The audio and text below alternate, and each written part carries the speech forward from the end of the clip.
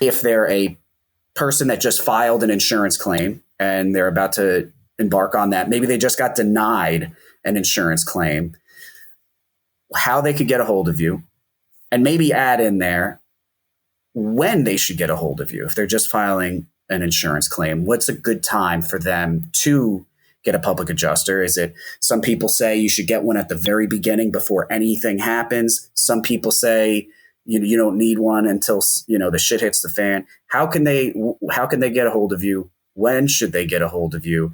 And if there's a public adjuster that has been listening to a podcast from an independent adjuster, how can they get better at their profession, and how can you help build them up? Yes, I'll give you one even better. I could tell you how to file a claim without even hiring a public adjuster. I mean, you're not needed. We are not technically needed. Okay. We're only needed because it's usually the insurance company that aren't doing their job from the beginning. If you follow these steps throughout an insurance claim, you won't need a public adjuster. All right. So the first thing you have to do is what we do is you got to document the loss. You got to document the shit out of the loss. Take as many photos as possible. Our guys are required to take at least 100 photos, make sure that you're gathering all the documentation that you need, any repair bills, any kind of, if you're doing a storm, a roof, make sure you have any kind of bills or any repairs that you've done throughout the year.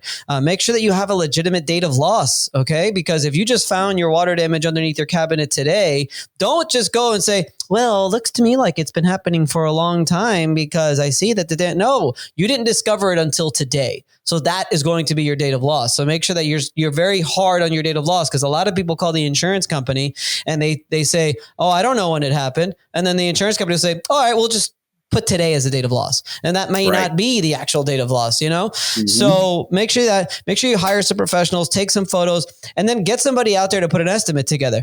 Yes, that's something a public adjuster can do, but they can call Jeremy to go out there and put an estimate together and pay him whatever he wants to get paid. But make sure that you put together, because that's going to be like your proof of loss, right? I also encourage people, the most important section that is in your insurance policy, that is basically the reason why you need to hire a public adjuster, is to follow the duties after the loss. The duties after the loss are so freaking important, because if you fail on one of these duties after the loss, and usually, guys, it's going to be like on page 30 to 40 something in your insurance policy, of course, deep in there, but go to the table of contents in the beginning. It'll say duties after the loss, and go in there. Take a look at the stuff that you have to do. You have to document the loss. You have to take photos. You have to provide any repair bills. If it's a piece of equipment, make sure you keep that and show that to the insurance company. Make sure that you allow the insurance company to inspect whenever it is that they want. Don't think that's not a threat. That's just them having to do their inspection. Make sure that you provide them with an estimate. If they send you a document called a proof of loss, fill it out. Don't worry about it. Fill it out and get it through them before 60 days, or else it could screw you up. It's all listed in there. Make sure you follow that. And if you follow that, well, you're not going to need a public adjuster. But, of course, obviously, I'm not going to use TurboTax. I'm going to hire an accountant. I'm not going to cut my own hair, because it's not going to come out as good as if I go to a barber. So that's the reason why public adjusters are around. And if you're asking me when is the best time to get a public adjuster involved, I'm not just saying this because I'm just saying it because I'm a public adjuster. You could see I haven't even gotten to the dispute process. Right. Public adjusters are important from the very beginning. And it's another reason why I never understood I'm never adversary with independent adjusters, but I don't think we should ever be adversarial, because I'm almost helping you do your job. If you and I, okay, you won't admit this, but if you and I have been to 10 claims together, and you know that I put an accurate file together, come on, between you and me, again, you don't have to admit it because I know you won't.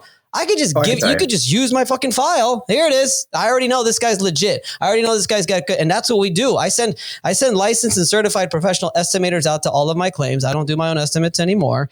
I have them take a crazy amount of photos, and sometimes I still do. Obviously I've got other guys under me now, but we put everything together in such a way where I go to the IA and I'm just like, here you go, bro. Boom. Everything you need right here, and, we make our lives easier by documenting the crap out of the claim.